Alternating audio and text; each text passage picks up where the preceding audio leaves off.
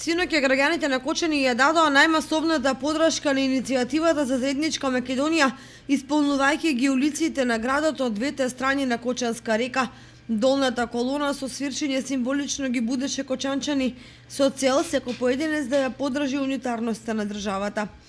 Со нагласено чувство дека се засегнати интересите на татковината, граѓаните на Кочани испратија уште една порака дека се против редефинирањето на државата, против уведување на албанскиот јазик како втор службен јазик, како и целосно отфрлање на тиранската платформа.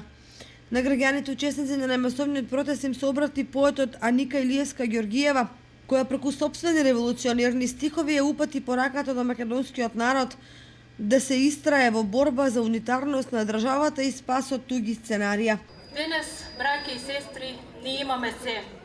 Имаме материјални блага, имаме достапни информации од секаков вид, имаме право на образование, на свој мајчин јазик, имаме право духовно да се воздигнуваме, право да се искажуваме, изразуваме, право да заработуваме, да се докажуваме, имаме се што еден човек може да посака.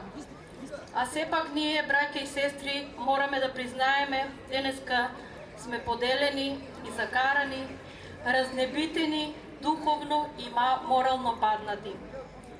Да ги искористиме случувањата денес за да се прибереме, да се обединеме, да се победиме и самите, а потоа непријатно е од однадвор.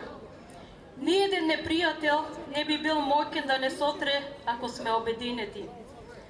Да ги тргнеме за момент личните интереси и да ги погледнеме заедничките, националните интереси, како што тоа го направија брајката албанци.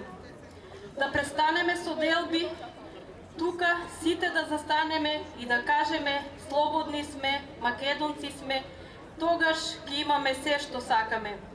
Да живее мирот и слогата, да живее разбирањето, да живее нашата сакана Македонија.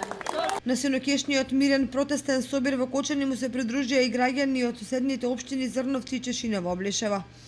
Протестот за заедничка Македонија продолжува и вечерва на истото зборно место и според истото сценарио.